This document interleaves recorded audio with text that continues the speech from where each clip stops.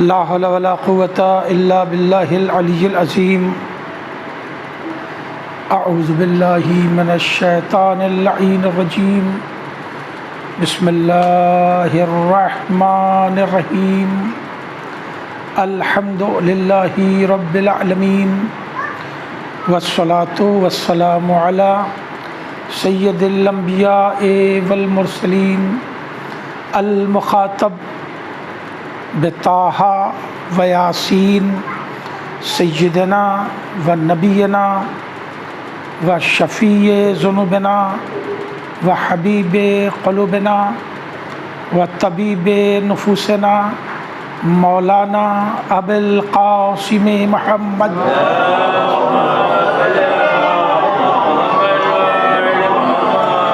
وآلہ الطیبین الطاہرین المعصومین المنتجبین الغر المیامین ولعنۃ اللہ علی اعدائہم وقتلتہم وغاصبی حقوقہم اجمعین من لیلتنا ھذہ الی قیام یوم الدین اما بعد فقد قال اللہ سبحانہ تبارک وتعالی فی کتاب المبین واصدق القائلین بسم اللہ الرحمن الرحیم وذکر فإن الذکرى تنفع المؤمنین صلوات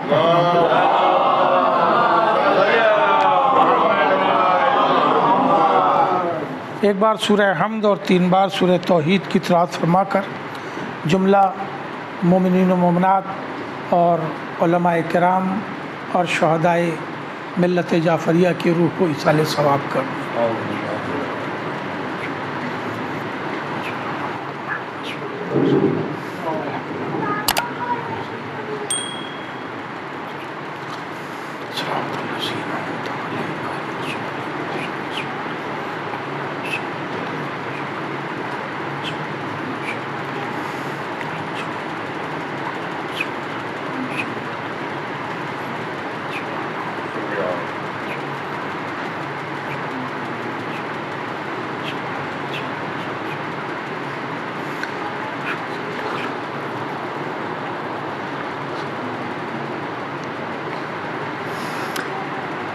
صلوات پڑھ لے محمد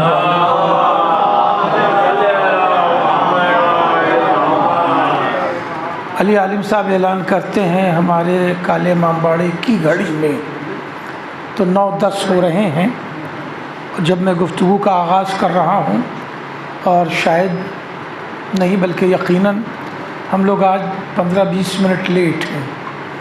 اگر ایسا ہو تو بہت اچھا ہے کہ مجلس 8:30 بجے شروع ہو جائے، 8:45 بجے میں ممبر لے لوں اور 9:45 بجے آپ کو رخصت دے دوں تاکہ آپ 10 بجے اپنے گھر پہنچ جائیں۔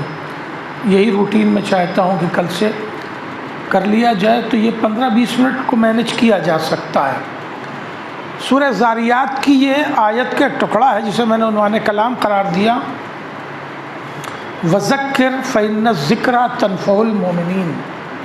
نصیحت کرو، سمجھاؤ، بتاؤ، سناؤ، اس لیے کہ بتانا، سنانا، سمجھانا، نصیحت کرنا یہ مومنین کو فائدہ پہنچاتا ہے، یہ مومنین کو فائدہ پہنچاتا ہے۔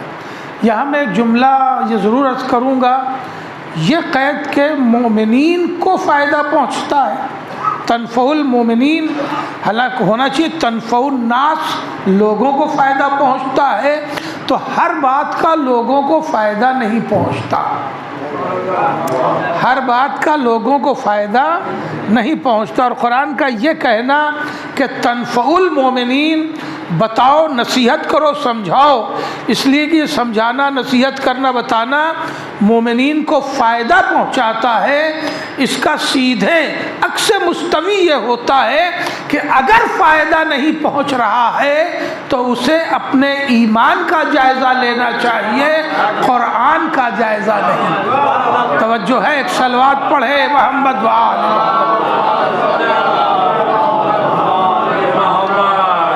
کاروان تہذیب کے ماشاءاللہ اس خمسے کو پڑھتے ہوئے مجھے 12-13 سال ہو گئے تقریباً، اور ہر سال آپ سے ہم ایک موضوع پر گفتگو کرتے ہیں اور چاہتے یہی ہیں کہ ہر سال کا موضوع عام موضوعات مجالس سے الگ ہوں جو سال بھر چلتے رہتے ہیں۔ امسال میں نے بڑا ٹیکنیکل موضوع رکھا ہے، وہ ہے مجلس اور میڈیا۔ ہماری گفتگو ہوگی میڈیا اور مجلس۔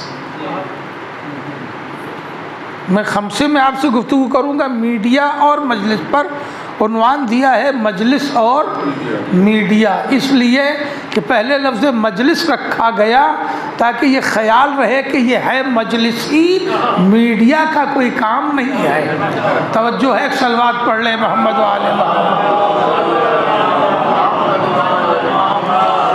دیکھیں میڈیا کیا ہے؟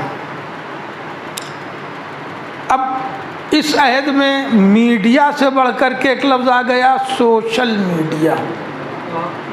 جو درگت ہے اس سوشل میڈیا کی، اس سے آپ واقف ہیں، جو حالات اور نقصانات اور پرابلمز کریٹ ہیں اس سے بھی واقف ہیں، جو بیماریاں پھیل رہی ہیں پھیلائی جا رہی ہیں اس سے بھی واقف ہیں۔ میڈیا کہتے ہیں ذریعہ ابلاغ کو، یعنی بات پہنچانے کا ذریعہ۔ میڈیا ہر دور میں ضروری تھا، ہر دور میں میڈیا ضروری تھا، اور میڈیا ہر دور میں اس دور کے لحاظ سے رکھا جاتا تھا۔ میڈیا اس لیے ضروری ہے کہ کوئی بھی انسان عالم الغیب نہیں ہے، اور کریں آپ، کوئی بھی انسان عالم الغیب نہیں ہے، اور ہر انسان کی سمجھ ایک برابر نہیں ہے، اور میڈیا کے ذریعہ اسی ناسمجھی کا فائدہ سمجھدار لوگ لیتے ہیں۔ یہ بات پہنچی؟ ایک صلوات پڑھے محمد و آل محمد۔ تو میڈیا ہر دور میں ضروری تھا، ضروری ہے، ضروری رہے گا۔ مجلس اور میڈیا، یہ مجلس بھی ایک میڈیا ہے، اور یہی جملہ میری اختتامی تقریر کا آخری لفظ ہوگا جہاں میں اپنی بات مکمل کر دوں گا کہ مجلس بھی ایک میڈیا۔ ہمارے ساتھ ایک خرابی ہے کہ ہمارے ساتھ مطلب ہم سب کے ساتھ ایک خرابی ہے کہ ہم دین کو، شریعت کو صرف وسیلہ سمجھتے ہیں کہ اس سے ہمارا جنت کا معاملہ ٹھیک ٹھاک ہو جائے، بات ختم، اللہ خوش ہو جائے، بات ختم۔ مثلا مجلس میں ہماری حاضری اور موجودگی کا بنیادی مقصد ہوتا ہے ایصال ثواب۔ تمام شعراء زور بھی اسی پہ دیتے ہیں کہ اہل بیت آتے ہیں، معصوم آتے ہیں، اور بڑا ثواب ہے، ایک ایک درود کا ثواب، اس میں کوئی شک نہیں ہے، مگر ہم نے اسے صرف ذریعہ ایصال ثواب سمجھ لیا ہے، یہی ہماری غلطی ہے۔ اسے ہم نے صرف ذریعہ ایصال ثواب سمجھ لیا ہے، یہی ہماری غلطی ہے۔ ایک ذرا سا ہم مجلس کا اور اپنا جائزہ لیں، مجلس کا اور اپنا، آپ بھی لیں ہم بھی لیں، ہم اس سے بری نہیں ہیں۔ جتنی مجلسیں ہم نے سنی ہیں، علماء سے، ذاکرین سے، شعراء سے کلام سنے ہیں، ایک بار اسے ذہن میں کھنگالیں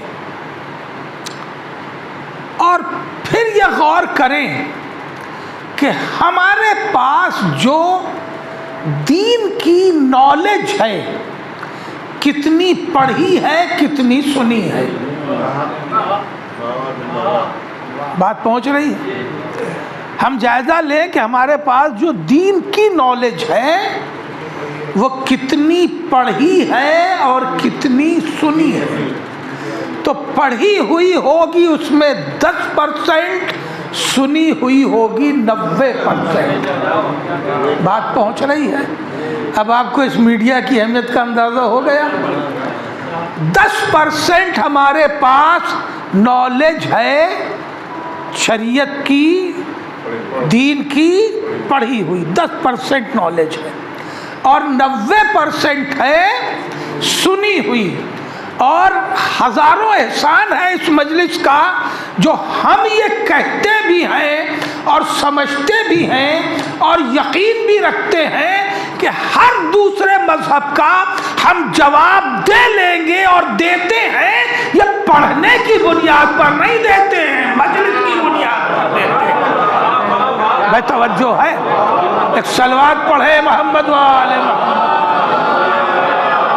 اور کر رہے ہیں آپ کے پاس امامت کی دلیل احقاق الحق سے نہیں ہے، غور کریں آپ کے پاس نبوت کی دلیل سیرت سے نہیں ہے، آپ کے پاس توحید کی دلیل تفسیر قرآنی سے نہیں ہے۔ اگر توحید پر آپ کو یقین ہے تو مجلس کی بنیاد پر، نبوت پر آپ کو بھروسہ ہے تو مجلس کی بنیاد پر، آپ امامت پر ڈٹے ہوئے ہیں تو مجلس کی بنیاد پر۔ توجہ ہے، ایک صلوات پڑھے محمد۔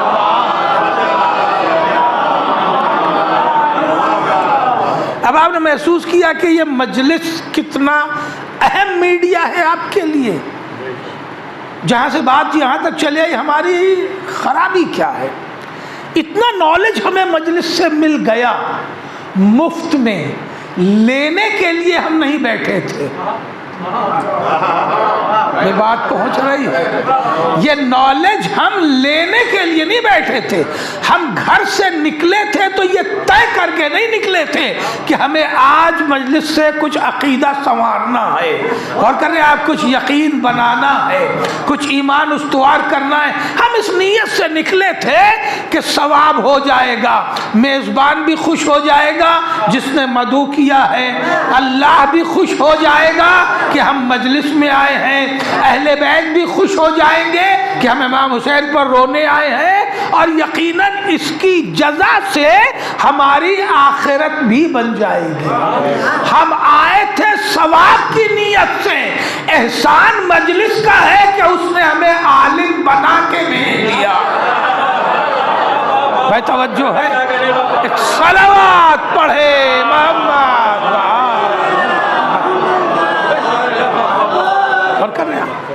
آپ غور کریں کہ یہ مجلس کتنا عظیم الشان میڈیا ہے،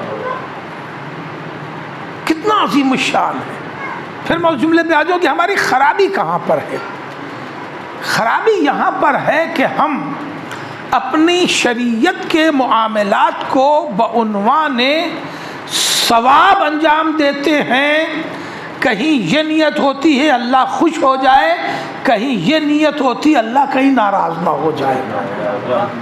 یہ مولا کائنات نے بھی کہا ہے کہ تمہاری عبادتیں کیا ہیں، یا جنت کی لالچ میں ہیں یا جہنم کے خوف سے ہیں، اور ہر امام کے اس حوالے سے حدیثیں ہیں۔ ہم اپنے ذہن میں بھی جو ہمارے شریعت کے مراسم ہیں اس میں یہ دو چیزیں کار فرما ہوتی ہیں، ہم اس کی دوسری افادیت پر غور کرتے ہی نہیں۔ نماز واجب ہے، پڑھنا ہے، واجب ہے، تو سیدھا سا مسئلہ یہ ہے کہ جب نماز واجب ہے پڑھیں گے اللہ خوش ہوگا، نہیں پڑھیں گے اللہ ناراض ہوگا۔ ہم پڑھتے ہیں کہ اللہ خوش ہو، اور اگر کہیں کوئی پریشانی خدا نہ خواستہ آ گئی تو چھوڑا ہوا پھر پڑھنے لگتے ہیں، ہے نا؟ کہ کہیں ایسا لگ رہا ہے کہ اللہ اب آج کل ناراض چل رہا ہے۔ ایک صلوات پڑھ لے محمد وآل محمد۔ آپ یہ دیکھیں شریعت نے جتنے بھی اصول و فروع کے قانون رکھے ہیں وہ ہماری انسانی زندگی کے لیے مفید بنائے گئے، انسانی زندگی کے لیے، ہماری فزکس کے لیے، ہماری سائیکالوجی کے لیے، ہماری پرسنالٹی کے لیے، اور کر رہے ہیں آپ ہماری سوشل لائف کے لیے بنائے گئے ہیں۔ یہ اللہ نے اس میں جزا رکھی ہے، یہ اس کا احسان ہے، یہ اس کا کرم ہے۔ نماز ہے، واجب ہے اس لیے پڑھو، نہیں تو اللہ ناراض ہو جائے گا، جہنم میں ڈال دے گا۔ اس سے ہٹ کے سوچیں، نماز آپ کو 5 بار وضو پر مجبور کرتی ہے۔ کم از کم کورونا کے بعد تو سمجھانے کی ضرورت نہیں ہے کہ وضو کا فائدہ کتنا ہے۔ دن بھر میں 5 بار، اس کے اوپر میں نے بہت سے اہل ہنود ڈاکٹرز کے آرٹیکل دیکھے وضو کے سلسلے میں، مگر وہ سب سنانا مقصود نہیں ہے۔ 5 بار دن بھر میں، چلیے ہم شیعہ لوگ تو 3 ہی بار میں کام چلا لیتے ہیں، مگر خیر 3 ہی بار صحیح۔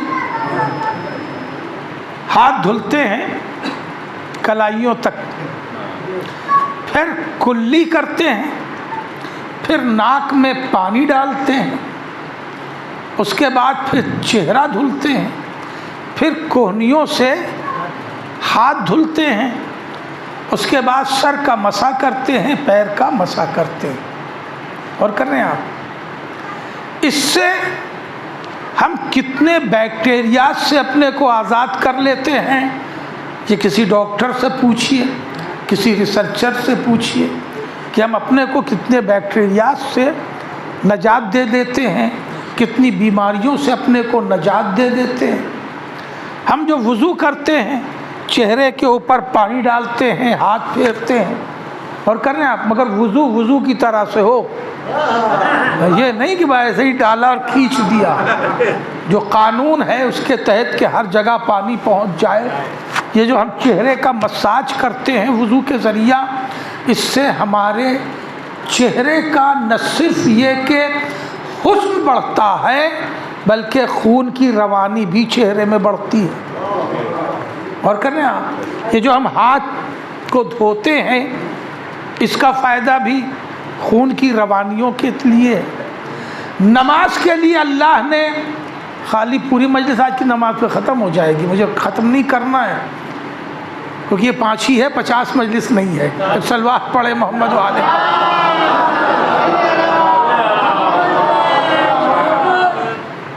ہمیں جہاں جہاں ریلیکسیشن دیا جاتا ہے ہم اس کا مس یوز کرنے لگتے ہیں، ریلیکسیشن دیا جاتا ہے اس کا مس یوز کرنے لگتے ہیں۔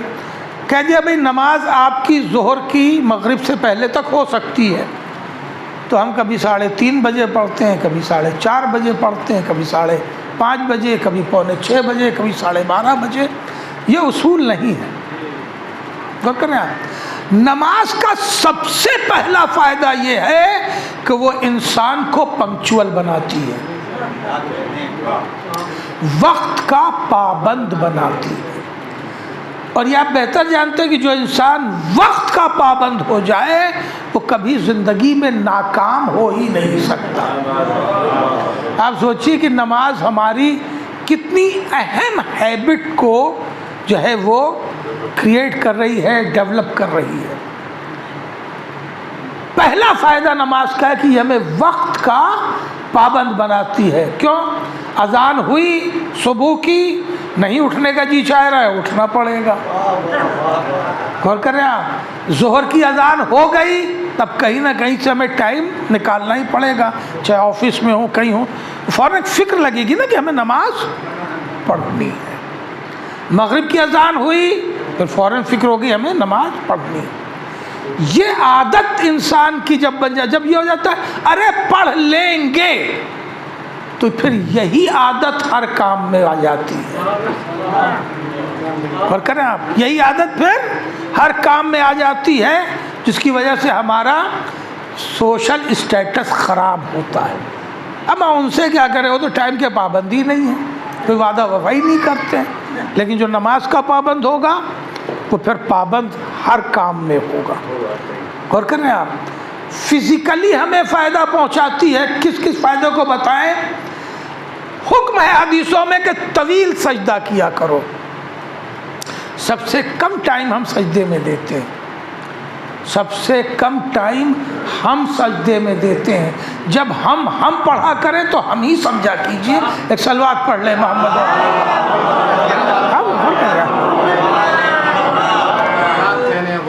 جبکہ انسان سجدے میں سر رکھتا ہے.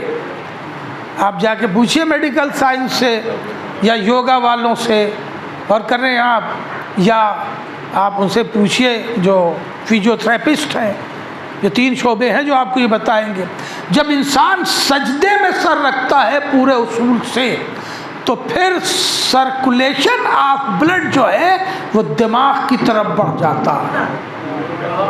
اور کر رہے ہیں آپ، اور جب دماغ کی طرف سرکولیشن بڑھتا ہے، ادھر پریشر خون کا جاتا ہے، تو دماغ صحت یاب ہوتا ہے.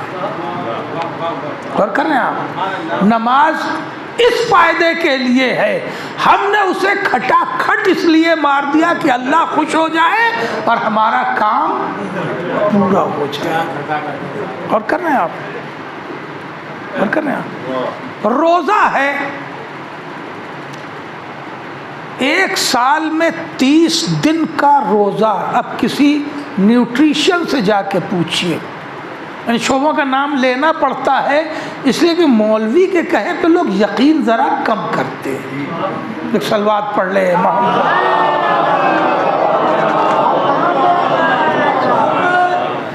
کہ یہ 1 مہینے کا روزہ انسان کو 11 مہینے کی بے ترتیبی کی وجہ سے جو صحت کی خرابی ہوتی ہے اسے یہ روزہ کتنا مینٹین کر دیتا ہے اور فزیکلی کتنا صحت یاب بنا دیتا ہے. مگر ہم نے روزے کو تباہ کر دیا ہے کڑوے تیل کے افطار سے.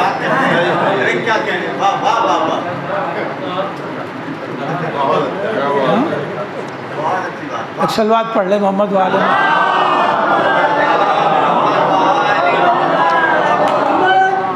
گھبرا تو نہیں گئے؟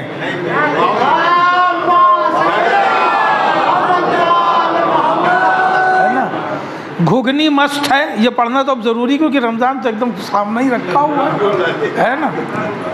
اس کے بعد وہ پھلکیاں، وہ بھی مست ہیں. پھر وہ بریڈ پکوڑے ہیں، ہے نا، وہ برے ہیں. یعنی ساری چیزیں جو ہیں وہ ہوتی ہیں ڈیپ فرائیڈ.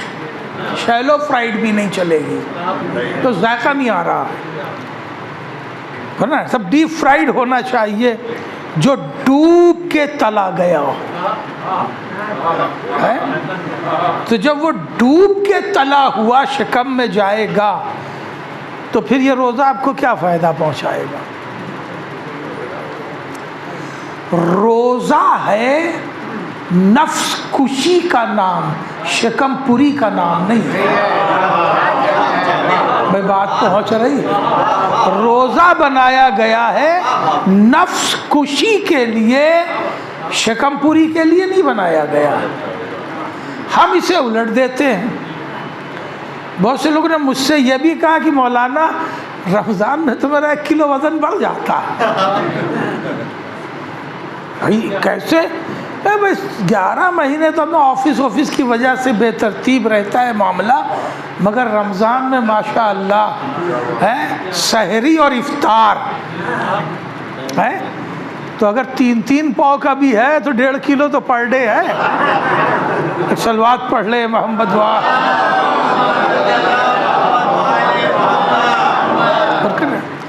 روزہ کس لیے بنایا گیا ہے؟ روزہ صرف بھوکے رہ کے ایک وقت سے دوسرے وقت تک کو گزارنے کا نام نہیں ہے. روزہ آنکھوں کا بھی ہے، روزہ زبان کا بھی ہے، روزہ سماعت کا بھی ہے، روزہ ذائقے کا بھی ہے، روزہ شکم کا بھی ہے، روزہ فکر کا بھی ہے. ان باتوں کو میں جمع کر کے صرف ایک جملہ کہہ سکتا ہوں کہ ہر عبادت کے لیے اور تقویت عبادت کے لیے بیدار رہنا ضروری ہے، ہر عبادت کے لیے اور تقویت عبادت کے لیے بیدار رہنا ضروری ہے۔ صرف ماہ رمضان وہ ہے کہ جس میں اللہ نے سونے کو بھی عبادت بنا دیا ہے، اور عبادت صرف اس لیے بنایا ہے کہ ایک سوتا ہوا انسان، اس کی آنکھیں بھی روزے سے رہیں گی، سماعت بھی روزے سے رہے گا، زبان بھی روزے سے رہے گی، شکل بھی روزے سے رہے گا۔ اگر انسان سو رہا ہے تو ہر چیز کی حفاظت آسان ہو جاتی ہے۔ توجہ، ایک صلوات پڑھے محمد۔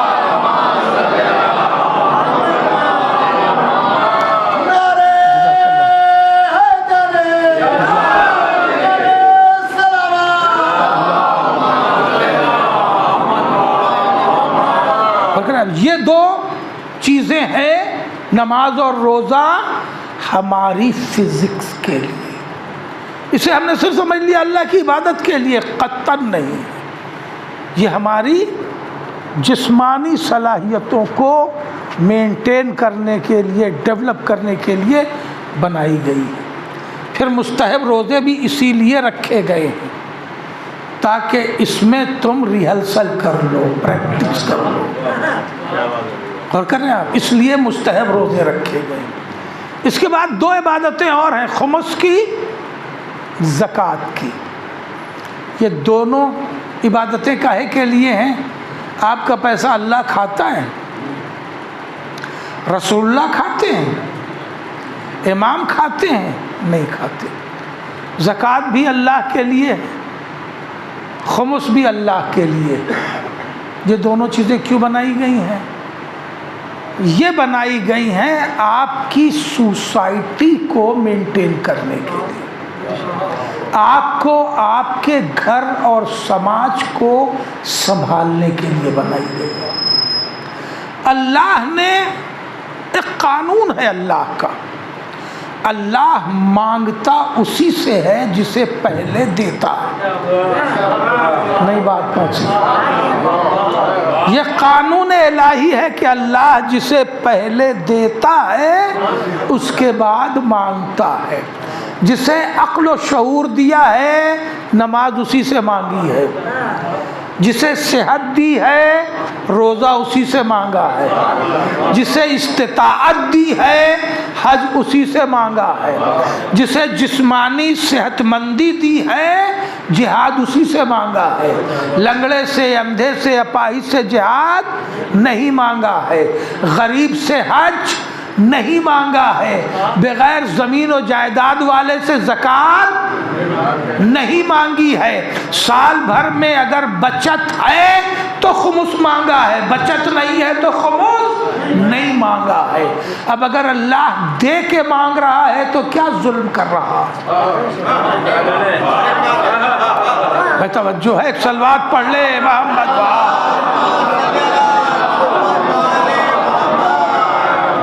عزیزو، بھئی آج کی تمہید ہے جو روزانہ کام آتی رہے گی، اس لیے میں ادھر سے جلدی گزرنا چاہتا ہوں۔ یہ دونوں عبادتیں جو ہیں، خمس کی اور زکوٰۃ کی، آپ کے گھر، آپ کے خانوادے، آپ کے خاندان، آپ کے محلے اور آپ کے سماج کی درستگی کے لیے۔ اگر ایک جملہ پہنچ جائے تو میں بڑی آسانی سے عہدہ برا ہو جاؤں گا۔ اسلام میں چندے کا کوئی قانون نہیں ہے۔ اسلام میں چندے کا کوئی قانون نہیں ہے، مگر پیش نماز چندے سے۔ یہیں سے شروع کروں؟ پیش نماز چندے سے، مسجد کا فرش چندے سے، اس طرح کے تمام شرعی امور چندے سے۔ چندے کا کوئی قانون اسلام نے نہیں رکھا۔ اس نے ایک نظام بنایا ہے شرعی، کہ اس شرعی نظام میں ڈھل جاؤ، تم مانگنے والے کے بجائے دینے والے بن جاؤ۔ توجہ ہے، صلوات پڑھے محمد۔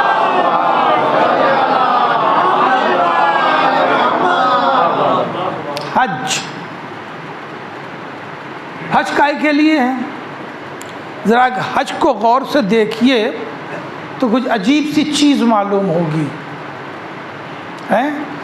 تھکے ہارے گئے آپ وہاں، اور جاتے ہی آپ نے ایک مکان کا 7 چکر لگایا، ایک مخصوص دوری میں 7 چکر چلے، بال کاٹا اور آ کے گھر بیٹھ گئے.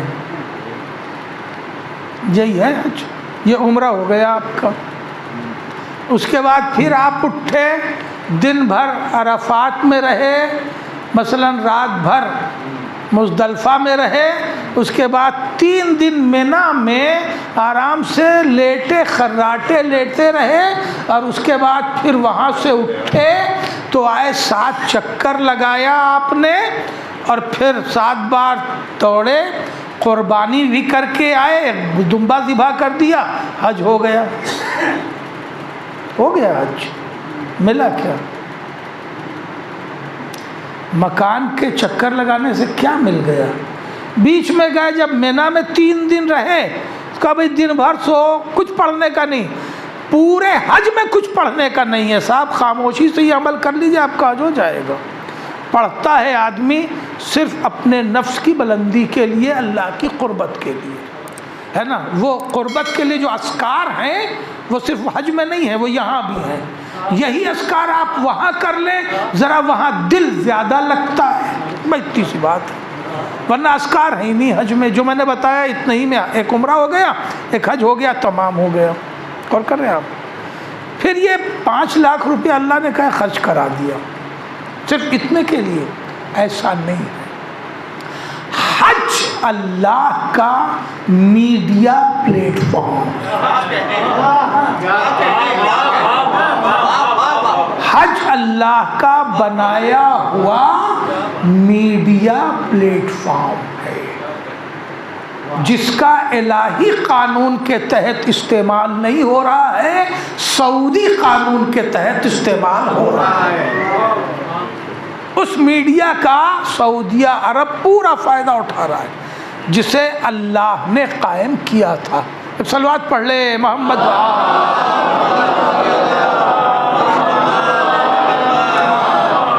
اللہ نے سب سے پہلے انبیاء بھیجے، جناب آدم، جناب نوح، جناب آدم و نوح کے درمیان جناب ادریس اور دوسرے انبیاء، کہ جناب نوح سے جناب ابراہیم کے درمیان بھی بہت سے انبیاء. پھر اللہ نے جناب ابراہیم کو بھیجا، جناب ابراہیم کو بھیجا. اب تک صرف انبیاء آتے رہے، اور چونکہ چھوٹی چھوٹی آبادیاں تھیں، اس میں میڈیا کا کام صرف ایک نبی کر لیتا تھا، وہ کافی تھا. بڑی آبادی نہیں تھی، اللہ کا پیغام پہنچانے کے لیے ایک نبی کافی ہوتا تھا، تو نبوتیں پیغام پہنچاتی تھی. جناب ابراہیم تشریف لے آئے تو اللہ نے ان نبوتوں کے امور کو اور منظم کر کے ایک شریعت کا قانون دیا کہ بھائی جینا ہے تو اس کے کچھ اصول مرتب کیے جائیں گے. تو جناب ابراہیم شریعت لے کے آئے. اب اس شریعت کو پہنچانے کے لیے ضروری تھا کہ جس طرح فردن فردن پہنچائی جا رہی ہے، گھر آنگن میں پہنچائی جا رہی ہے، نبی ہر محلے گھر جا رہا ہے، یہ تو ٹھیک ہے، مگر ایک وقت ایسا بھی ہو کہ جب سب کے سب ایک جگہ جمع ہو جائیں. اس کے لیے اللہ نے کہا میرے خلیل میرے لیے ایک گھر بناؤ. اب آپ غور کریں کہ جو خود اپنے کو کہہ رہا ہے کہ میں لامکان ہوں، وہ کہہ رہا ہے کہ ایک گھر بناؤ. ایک صلوات پڑھے محمد وآلہ.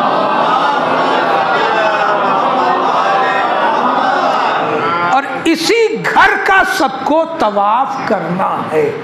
اللہ کا کوئی طواف نہیں کر رہا ہے، طواف گھر کا کر رہا ہے۔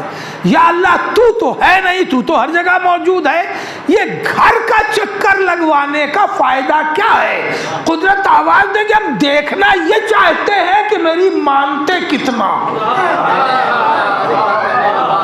ایک صلوات پڑھے محمد اور کیا فائدہ؟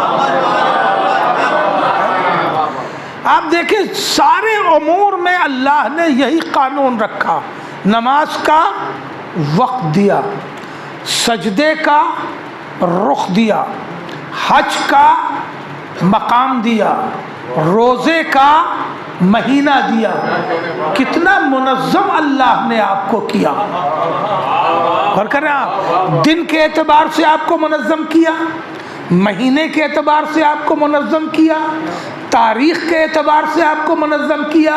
اب آپ کے پاس ذی الحج میں فرصت نہیں ہے تو آپ رجب میں حج نہیں کر سکتے، اور کر رہے ہیں آپ، اگر مئی اور اپریل میں روزہ پڑ رہا ہے تو آپ دسمبر میں روزہ نہیں رکھ سکتے۔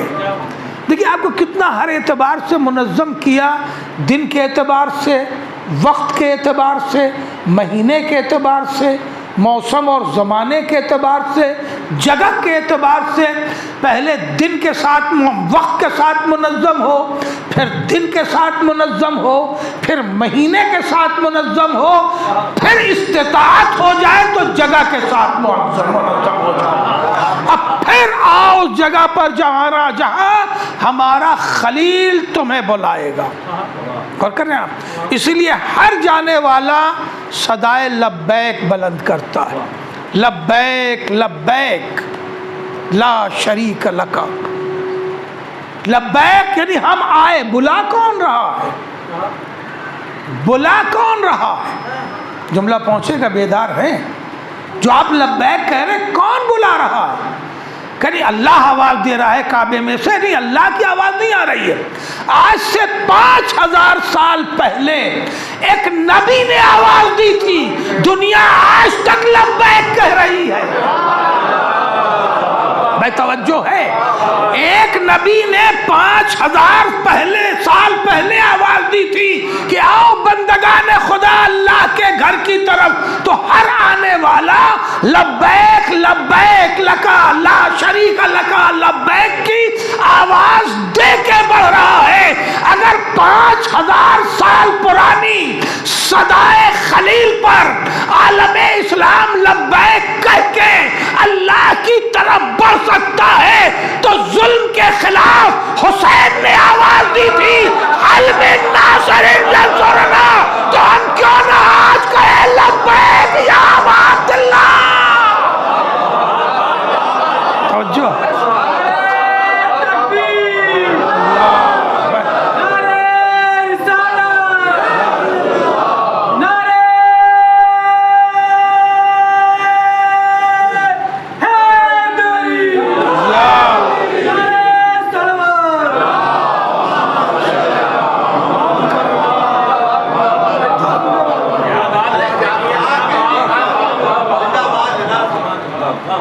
ایک پلیٹ فارم اللہ نے بنایا تاکہ اس پلیٹ فارم کے ذریعہ ہر ایک کو حج کے لیے نہیں بلایا، بلایا مستطیع افراد کو۔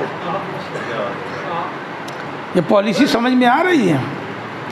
اگر اللہ کہہ دیتا کہ ہر مسلمان آئے، مرتا کھپتا ہے نا، ہر ایک جاتا، چاہے 40% لوگ اس میں کے راستے میں ہی ختم ہی کیوں نہ ہو جاتے۔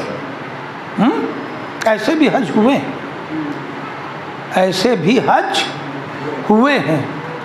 استطاعت پہلے کیا تھی؟ اب لوگ سمجھدار پڑھے لکھے لوگ ہیں، بہت وضاحت کی ضرورت نہیں ہے۔ پہلے حج لوگ جاتے تھے مثلا یمن سے، شام سے، افریقہ سے، کائے پہ جاتے تھے؟ اونٹ پہ جاتے تھے۔ کیا سب آدمی پہنچ پاتا تھا؟ نہیں۔ آج یہاں ہوائی جہاز سے اڑے اور وہاں اتر گئے، پہنچ پاتا تھا؟ نہیں پہنچ پاتا تھا۔ شاید یاد ہوگا پھر اور ترقی زمانے نے کی تو لوگ شپ سے جانے لگے، پانی کے جہاز سے، ہے نا. تو شپ سے جو جاتے تھے تو ایک حج جو ہے وہ پورے 6 مہینے کا ہوتا تھا، اس لیے کہ اس وقت کا شپ بھی اتنا تیز رفتار نہیں تھا. اس کی رفتار بھی اب ویسے ہی بڑھی ہے جیسے سائیکل سے موٹر سائیکل ہو گئی ہے نا. اور اب موٹر سائیکل میں بھی پرانی موٹر سائیکلوں کا جو ہے کانٹا 60 تک کا ہوتا تھا. آپ کو نہیں یاد ہوگا، آپ کی پیدائش سے پہلے کی بات کر رہا ہوں. اب اس کا کانٹا 140 کا بنتا ہے نا. اور باہر کی گاڑیاں دیکھیے گا، وہی میں کہہ رہا ہوں، باہر کی گاڑیاں دیکھیے گا تو وہ سب جو ہے وہ 420 تک کی مل جائیں گی. ایک صلوات پڑھ لے محمد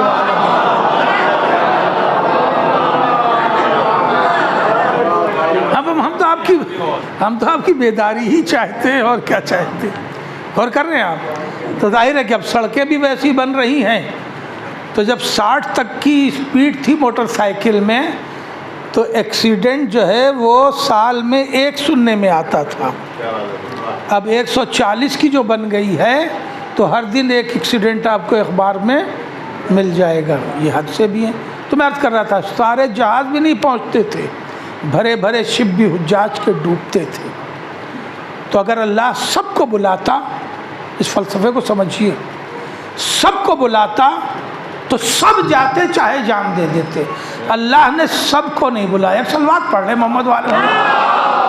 دیکھیں بڑی نازک بات پڑھنے جا رہا ہوں. اب اس میڈیا کو محسوس کیجئے گا. اصل میں میڈیا سمجھ لیا گیا ہے خالی ٹی وی کو. اسے اب گودی میڈیا کہا جاتا ہے شاید، مجھے نہیں پتا ہے، مجھے پتا نہیں ہے، شاید کہا جاتا ہے. صلوات پڑھ لیں محمد والے.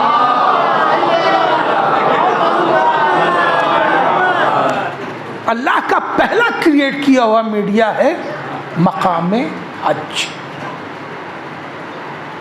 تاکہ پوری دنیا کے لوگ جہاں تک اسلام پھیلتا چلا جائے وہاں سے وہی آئے جو مستطیع ہو. اور کر رہے ہیں آپ. اب ذرا جوڑیے گا اس فلسفے کو، ذرا سمجھیے گا. جو مستطیع ہو، استطاعت والا ہو، وہی حج کرنے کے لیے آئے. تو اس زمانے میں بھی حج کرنے وہ جاتا تھا جس کے پاس گھوڑا ہو، اونٹ ہو، تبھی تو مستطیع ہوگا. اور جس کے گھر میں گھوڑا اونٹ نہیں ہے، بکری ہی پالتا ہے، وہ مستطیع تو نہیں ہے نا، وہ نہیں چلے گا.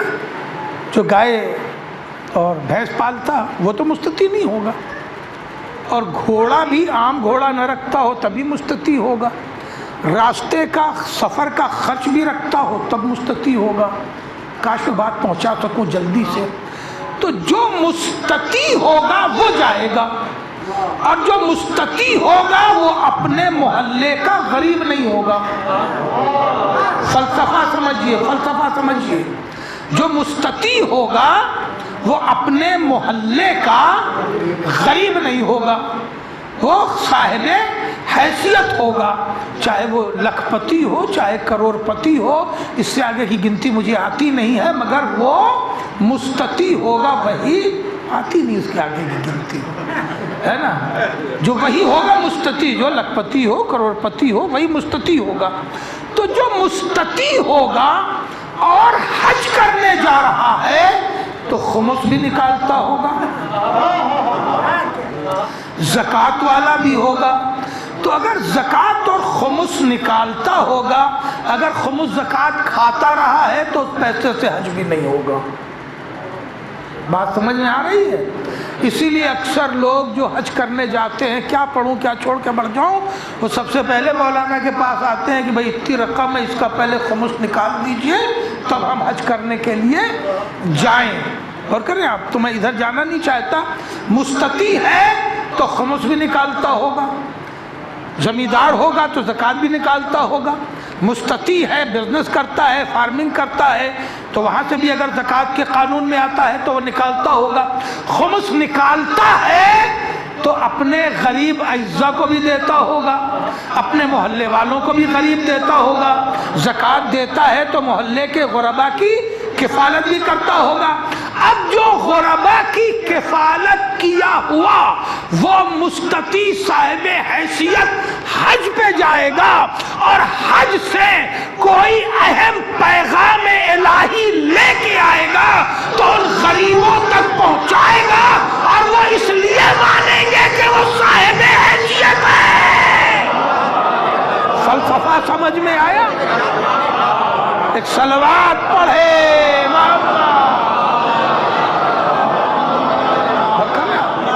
فلسفہ سمجھ میں آیا آپ کو؟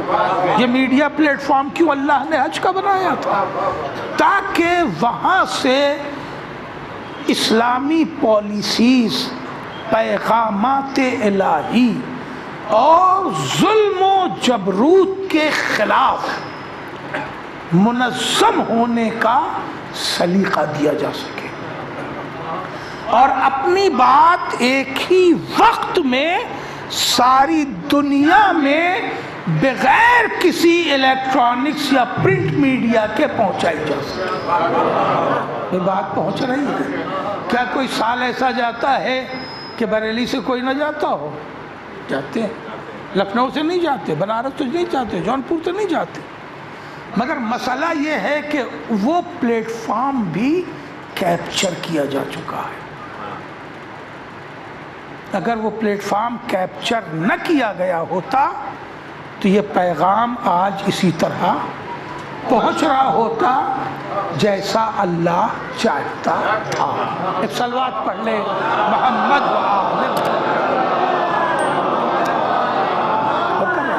بس یہیں آج گفتگو روک رہا ہوں۔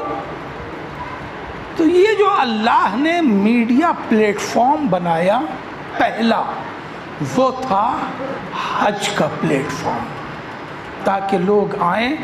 گھر کا چکر لگانے سے اللہ کو کچھ نہیں مل جائے گا، اس کی صحت میں بھی کوئی خاص اضافہ نہیں ہو جائے گا، اور کر رہے ہیں آپ، مگر صرف یہ کہ ایک مرکز بنایا جائے جہاں ساری دنیا عقیدت سے آئے اور یہاں سے الہی پیغام لے کے جائے، اور کر رہے ہیں آپ۔ یہ ایک پلیٹ فارم بنایا نبی خدا نے، اور پھر اس کے بعد اللہ نے ایک اور میڈیا آگے بڑھایا۔ اب اس کے بعد شریعت کے ساتھ ساتھ کتابیں بھی بھیجنا شروع کی۔ اب اس کے بعد جناب موسیٰ آئے تو شریعت کے ساتھ کتاب بھی لے کے آئے، پھر جناب داؤد آئے تو شریعت کے ساتھ کتاب بھی لے کے آئے، یعنی ذریعہ ابلاغ میں کتاب کا بڑا اہم رول ہے۔ پھر جناب عیسیٰ آئے تو شریعت کے ساتھ کتاب بھی لے کے آئے، پھر جناب سرکار ختمی مرتبت آئے تو شریعت کے ساتھ کتاب بھی لے کے آئے۔ اب تبلیغ شریعت کی ہو رہی ہے تو الہی کتاب کے ذریعہ ہو رہی ہے کہ اللہ نے یہ قوانین لکھ کے بھی دیے ہیں جس پر تم لوگوں کو عمل کرنا ہے۔ تو اب دو میڈیا ہو گئے، ایک کتاب الہی ہے اور دوسرا خانہ کعبہ ہے، اور ان دونوں کو پہچانوانے والا وہ میڈیا جسے نبوت کہتے ہیں وہ مسلسل اللہ کی طرف سے نمائندگی کر رہا ہے۔ تو نبوت ہے، کتاب ہے اور خانہ کعبہ ہے۔ نبی کریم مکہ سے مدینہ آ گئے۔ جب مکہ سے مدینہ آ گئے تو نبی نے ایک اور میڈیا پلیٹ فارم کریٹ کیا جسے مسجد نبوی کہتے ہیں۔ ایک صلوات پڑھیں محمد والے۔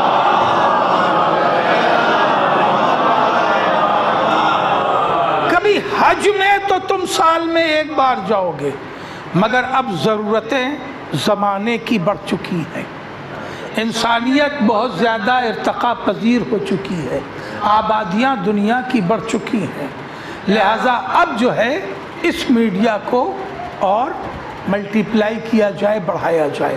تو پھر نبی کریم نے ایک دوسرا پلیٹ فارم بنایا جسے مسجد نبوی کہتے ہیں، اور اب وہاں نبی نے ایک نماز قائم کی جسے نماز جمعہ کہتے ہیں۔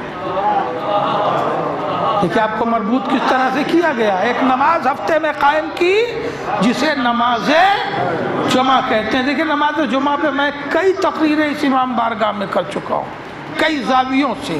آج ہمارا زاویہ میڈیا کا ہے. اب ایک نماز جمعہ, بھائی 7 دن میں تم آتے ہو, نمازیں پڑھتے ہو, حدیثیں لیتے ہو, ہر دن نبی خطبہ دیتے ہیں, حدیثیں بیان کرتے ہیں, ہدایت کرتے ہیں, مگر نہیں, اب ایک دن جمعے کا ہوگا جس دن 4 رکعت کی نماز کو 2 رکعت کر دیا جائے گا, اور ان 2 رکعتوں کی جگہ 2 خطبے شامل کیے جائیں گے. ایک خطبے میں تمہیں الہیات سمجھایا جائے گا, دوسرے خطبے میں تمہیں جینا سکھایا جائے گا. اور کیا آپ نے ایک صلوات پڑھ لے.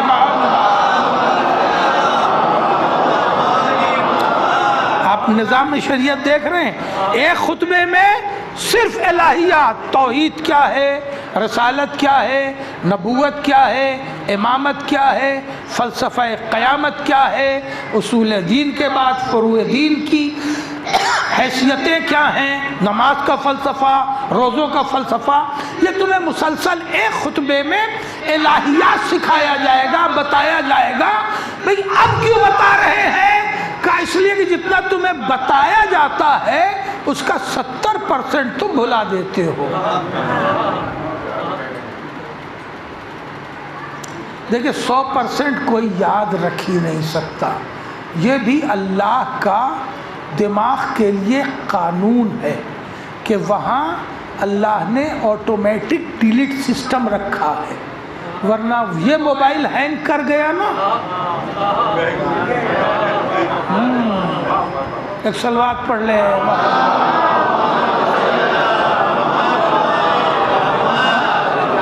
جہاں ڈاٹا بڑھ جاتا ہے, اب اس سے آسان مثال تھی نہیں آپ کے لیے ہمارے پاس, جہاں ڈاٹا اوور لوڈ ہو جاتا ہے تو موبائل ہینگ کرنے لگتا ہے. اور جب ہینگ کرتا ہے تو ڈائل کچھ کرو, ہاں تو جس کا یہ بھی موبائل ہینگ کرتا ہے نا تو ڈائل کچھ کرو, جواب کچھ ملنے لگتا ہے.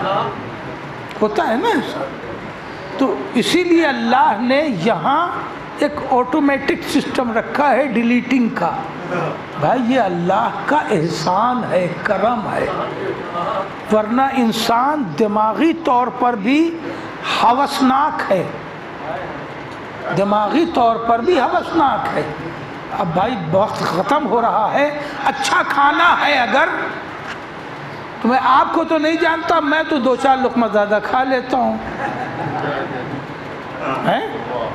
بھئی جتنا گھر میں کھاتے ہیں دعوت میں اس سے زیادہ کھاتے ہیں کہ نہیں کھاتے؟ وجہ گھر میں آئٹم 3 ہے, وہاں پہ 13 ہیں, ایک لقمہ کھائیں گے تب بھی تو 3 سے 13 زیادہ ہو جائے گا, تو آٹومیٹک زیادہ ہو جاتا ہے. تو اب اس کے بعد پھر کیا کرتے ہیں, ارے بھائی ایک وقت کھانا نہیں کھائیں گے, تھوڑا ٹہل کے آتے ہیں, چلو پشنول کھا لیتے ہیں, چلو اینو پی لیتے ہیں, چلو اچھا سوڈا واٹر پیتے ہیں, وہ جو ہے نا کوئی بھی کوک لے لیتے ہیں. دیکھیے ڈاکٹروں نے مسلسل لکھا ہے, مسلم ڈاکٹرز نے, کہ رمضان میں کم از کم آپ لوگ اسپرائٹ, کوک ہے نا, پیپسی وغیرہ مت پیجئے گا, اس لیے کہ جب جسم بھوکا ہوتا ہے تو یہ بہت تیز لیور کو نقصان پہنچاتا ہے. مسلسل دیکھیے اس کے اوپر بہت اچھے ڈاکٹرز کے کمنٹس آ رہے ہیں. تو آدمی یہ سب کیوں پیتا ہے؟ کیونکہ اسے یہاں معلوم ہے کہ اوور لوڈ ہو گیا. اسی طرح دماغ کی بھی ایک عادت ہے تجسس کی, ہے نا. مولانا کے بچے کتنے ہیں, کس کلاس میں کون پڑھتا ہے, بیٹا کتنا ہے, بیٹی کتنی ہے, مولانا لفافہ کتنا لیتے ہیں, آج کل مولانا عشرہ کتنے میں پڑھ رہے ہیں. بھیا یہ سب کلیکٹ کر کے کیا کرو گے؟ پڑھوانا ہے, پڑھوانا ایک مجلس نہیں ہے, جاننا سب ہے. اب بتائیے میں اس سے آسان مثال کیا دے سکتا تھا؟ ایک صلوات پڑھے محمد وآلہ.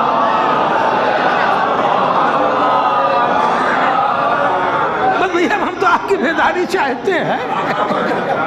ایک اور صلوات پڑھ لے محمد.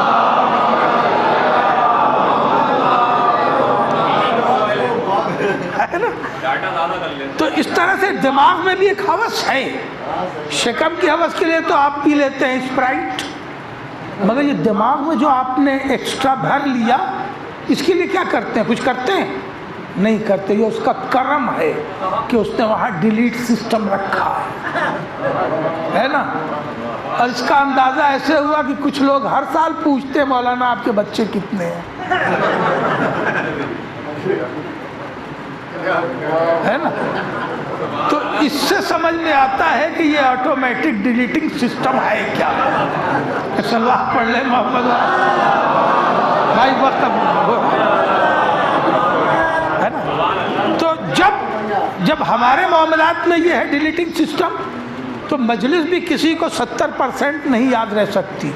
70% ڈیلیٹ ہوتی ہے، 30% یاد رہتی ہے. اور کہنا اسی لیے ہر ہفتے جو جمعے کے خطبے میں توحید، عدالت، نبوت یہ ریوائز کرایا جاتا ہے، تاکہ اگر ایک ڈاٹا ڈیلیٹ ہو گیا تو ایک دوسرا وہاں پر فیڈ ہو جائے، تاکہ عقیدہ ہاتھ سے جانے نہ پائے.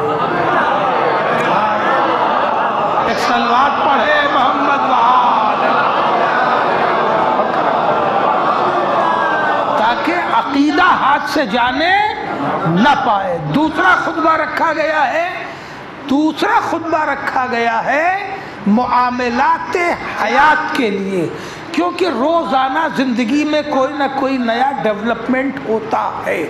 لہذا امام شہر پر لازم ہے کہ وہ ان حالات پر نگاہ رکھے، اور عوام شہر پر لازم ہے کہ وہ تال میل عالم سے بنا کے رکھے، تاکہ شہر کے معاملات کو درست کیا جا سکے اور باہر سے مربوط ہو کر کے ایک عوامی اور عالمی اسلامی پالیسی کو انجام دیا جا سکے.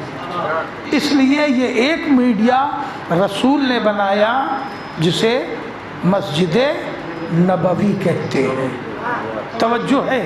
بس آج گفتگو یہی روک رہا ہوں، اور کل یہاں سے گفتگو کو آگے بڑھانے کی کوشش کروں گا انشاءاللہ. سیاست وقت نے ان دونوں میڈیاز پر قبضہ کر لیا، اور کر رہے ہیں آپ. کعبے پر یہودیوں کا قبضہ ہو گیا، وہاں سے کوئی اسلامی نشر و اشاعت نہیں ہو رہی. یہاں تک کہ کعبے سے نکل کے جو قرآن بھی بانٹا جا رہا ہے وہ قرآن بھی تحریف شدہ نکلا ہے نا. تو کیپچر کر لیا گیا، اور آج سے نہیں 1400 سال سے اسے کیپچر کر لیا گیا، وہ میڈیا جو اللہ نے بنایا تھا. دوسرا میڈیا پلیٹ فارم جو رسول نے بنایا تھا، اس میڈیا پلیٹ فارم سے آپ سوچ سکتے ہیں کہ بعد رسالت مولائے کائنات 25 سال مسجد نبوی کے پاس رہتے رہے اور ایک بھی خطبہ دینے کا موقع نہیں ملا. دیکھیے مجلس اور میڈیا سے یہ مربوط کرتے چلیے گا، نتیجے پہ میں آپ کو لے آؤں گا. اور کر رہے ہیں آپ وہ جو خطیب نہج البلاغہ، اور کر رہے ہیں آپ مولائے کائنات گھر سے نکلے، مسجد میں بیٹھے ہوئے عرب یہ گفتگو کر رہے ہیں آپس میں. بس وقت کم ہو گیا. آپس میں گفتگو کر رہے ہیں عرب، اہل زبان، صاحب فن، شعراء، کہ وہ کون سا حرف ہے حروف تہجی میں، عربک الفابیٹ میں وہ کون سا حرف ہے کہ جس کے بغیر عربی بولی ہی نہیں جا سکتی.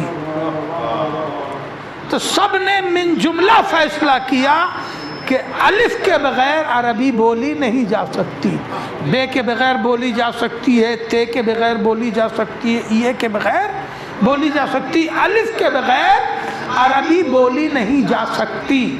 اسی درمیان مولائے کائنات باہر تشریف لے آئے.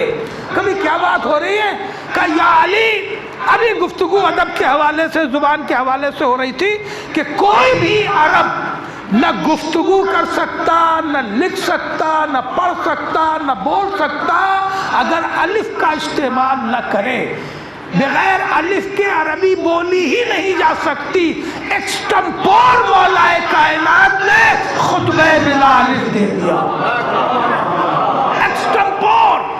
وہیں سے امام نے بسم اللہ کہہ کے جو شروع کیا تو پوری عبارت 15 سے 20 منٹ کا وہ خطبہ ہے جو خطبے کی طرح دیا جائے، جو عربی کا انداز ہے۔ تو امام نے پورا خطبہ ایکسٹمپور دیا اور پورے خطبے میں ایک حرف الف نہیں آیا، اسی لیے اسے خطبہ معجزہ کہتے ہیں۔ اور عروج جو پوری چیلنج کر رہا ہے کہ کسی بڑے سے بڑے عربی کے ادیب کو لے آؤ، توجہ ہے، اسے بٹھاؤ اور اسے یہ خطبہ بلا الف دو، پڑھے 10 بار پڑھے، سمجھے۔ میں ایک شرط رہے گی کہ جو خطبہ بلا الف میں الفاظ آئے ہیں انہیں چھوڑ کر کے ایکسٹمپور بولنا تو دور کی بات ہے، ایک دن میں لکھ دے گا وہ خطبہ تو ہم غلامی لکھا دیں گے۔ بھائی توجہ ہے، ایک دن بھر میں لکھ دے گا اگر تو ہم غلامی لکھا دیں گے، کوئی لکھ نہیں سکتا۔ اب آپ ملاحظہ کریں کہ جو اتنا زبردست زبان و بیان کا مالک ہو اسے 25 برس گونگا بنا دیا جائے۔ آپ محسوس کیجئے، اس ظلم کو محسوس کیجئے، اس سیاست کو محسوس کیجئے، ان حالات کو محسوس کیجئے۔ ایسے میں علی کردار کا جینا کتنا مشکل تھا۔ اسی لیے میرا مولا تڑپتا رہا کہ مجھ سے کسی نے وہ علم لیا ہی نہیں جتنا میرے سینے میں دفن تھا۔ زمانے نے مجھ سے علم حاصل ہی نہیں کیا جو ہم اسے دینا چاہتے تھے۔ اس طرح میڈیا پر قبضہ کر لیا گیا۔ یہ اس پر پابندی ہے جس کے گھر کا دروازہ بھی مسجد میں کھلتا ہے۔ آپ غور کر رہے ہیں، جس کے گھر کا دروازہ بھی مسجد میں کھلتا ہے۔ اتنی پابندی۔ امام عالی مقام کے بعد پھر امام حسن رہے۔ امام حسن کو بھی نہ ایک نماز جماعت کا موقع دیا گیا، نہ ایک نماز جمعہ کا موقع دیا گیا، نہ ایک خطبے کا موقع دیا گیا۔ اس کے بعد پھر امام حسین 10 برس رہے۔ امام حسن کی شہادت کے بعد امام حسین کو بھی کوئی موقع نہیں دیا گیا۔ کیوں؟ صرف اس لیے کہ اگر یہ بولیں گے تو زمانہ سمجھے گا، اور سمجھدار زمانے کو بننے نہیں دینا ہے، دیدار زمانے کو بننے نہیں دینا ہے۔ اور اتنا ماحول کو مست کر دیا گیا کہ جس کی بنیاد پر یزید میں جرأت مطالبہ بیعت پیدا ہوئی۔ شاید میں بات پہنچا سکا۔ یہ ایک دن میں یہ جرأت نہیں پیدا ہوئی ہے، یہ 40 برس بلکہ 50 برس کا یہ وقفہ ہے جس میں ذہنوں کو اتنا مست کر دیا گیا کہ جرأت مطالبہ بیعت یزید میں پیدا ہو گیا۔ اور اس نے کہا کہ حسین یا سر دو یا بیعت کرو۔ حسین نے آواز دی، ہم سر دے دیں گے، بیعت نہیں کریں گے۔ اب یہ سے مذہب کے جملے سن لیں، مگر ایک پیغام دے کے ہی اپنی بات پوری کروں گا تاکہ کل ملحق ہو جاؤں تو آپ کو بھی سننے اور سمجھنے میں اچھا لگے۔ حسین نے کہا ہم سر دیں گے، بیعت نہیں کریں گے، مگر یزید یہ نہ سمجھ کہ تو نے زمانے کو مست کر دیا ہے تو ہم سر بھی مدینے میں دے دیں گے۔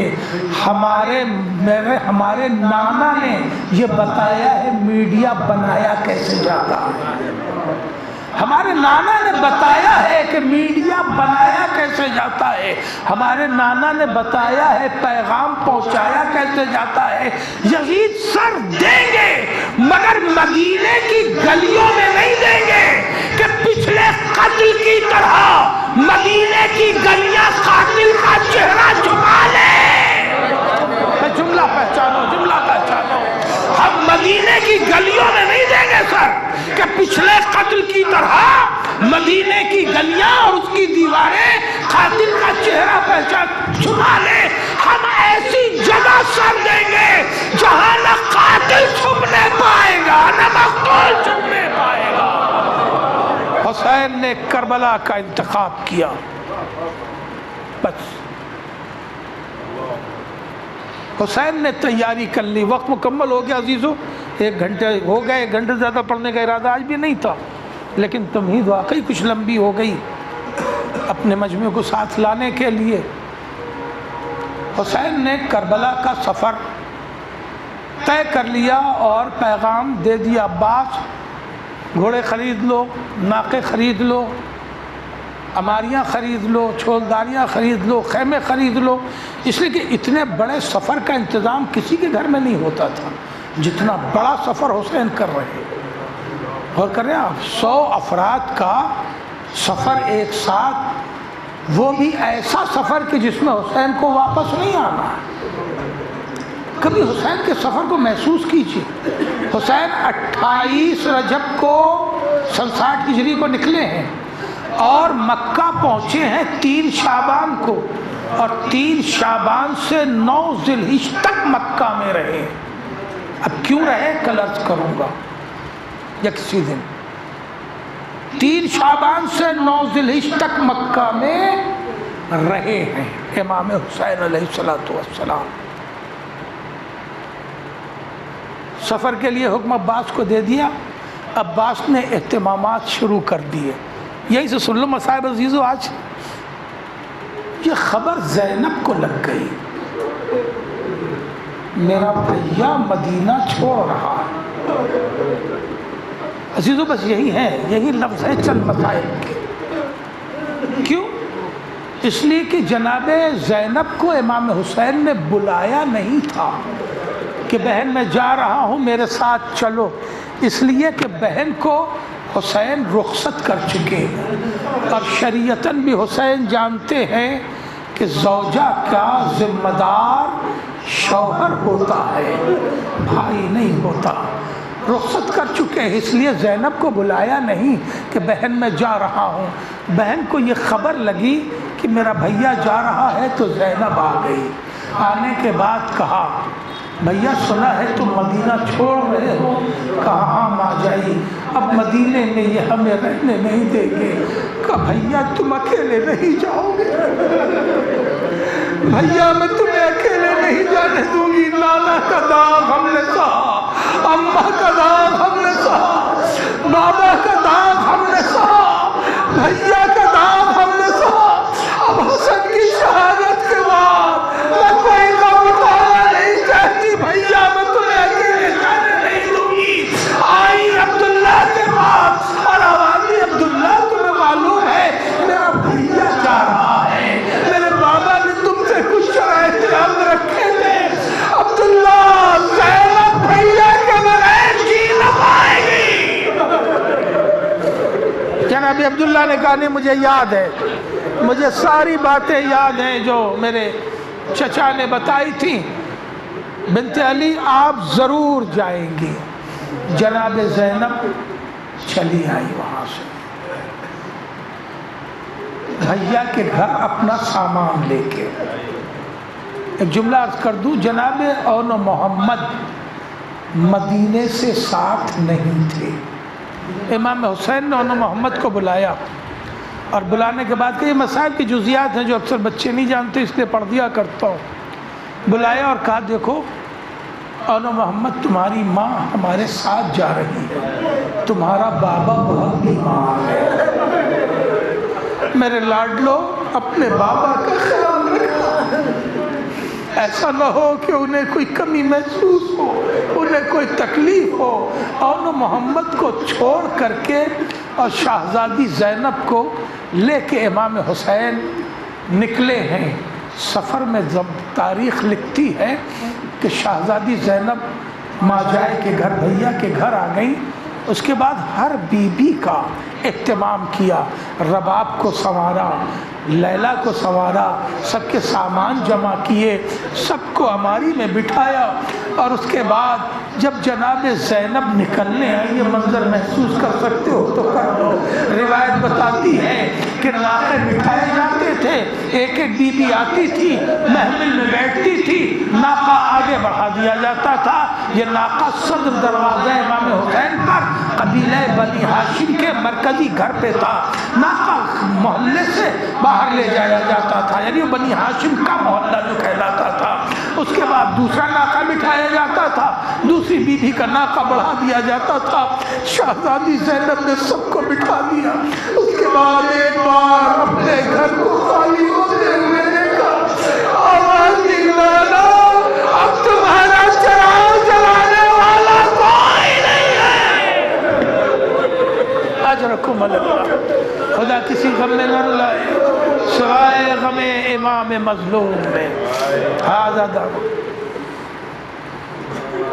ساری بیویوں کو بٹھا کے جناب ام سلمہ سے ملی، جناب ام البنین سے ملی، جناب رباب کو، جناب صغرا کو شہزادی نے سمجھایا۔ اب اس کے بعد گھر سے قدم نکال رہے ہیں، آخری منظر محسوس کر لو عزاداروں، کافی ہوگا رونے کے لیے۔ ناقہ ہے، جوانان بنی ہاشم دو رویا کھڑے ہیں، دروازے سے اور ناقے تک ایک گلی بنی ہوئی ہے مردوں کی، جس کے درمیان سے شہزادی زینب کو گزرنا ہے تاکہ کوئی ادھر ادھر سے نگاہ نہ ڈال سکے۔ امام حسین کرسی پہ بیٹھے ہوئے ہیں، جناب عباس کھڑے ہوئے ہیں، علی اکبر اہتمام دیکھ رہے ہیں۔ جیسے ہی جناب زینب نے دروازے پہ قدم رکھا، حسین کرسی سے کھڑے ہو گئے، عباس دوڑے، علی اکبر آگے بڑھے، عزاداروں علی اکبر نے محمل کا پردہ ہٹایا، عباس نے اپنے زانو آگے بڑھائے کہ زینب قدم رکھ کے ناقے میں بیٹھے، حسین نے بازو پکڑے، اس طرح زینب محمل میں سوار ہوئی۔ عزاداروں یہی زینب جب کوفہ شام بے مخنا چادر آ گئی، آواز دی بھیا عباس کس شان سے مدینے سے لے کے چلے تھے، آج زینب الا لعنت اللہ علی القوم الظالمین وسيعلم الذين ظلموا أي منقلب ينقلب وإنا لله وإنا إليه راجعون۔ پالنے والے تجھے محمد وعلى محمد علیہ السلام کا واسطہ اس مجلس عزا کو قبول فرما۔ تمام مومنین و مومنات جہاں جہاں بھی ہیں ان کے جان مال عزت و آبرو کی حفاظت فرما۔ تمام مومنین و مومنات کی حاجات دنیاوی اور اخروی کو پورا فرما۔ ہم سب کو توفیقات نیک عنایت فرما۔ امام زمانہ کے ظہور میں تعجیل فرما۔ ہم سب کو امام کے معین مددگار میں شمار فرما۔ ماتم حسین ربنا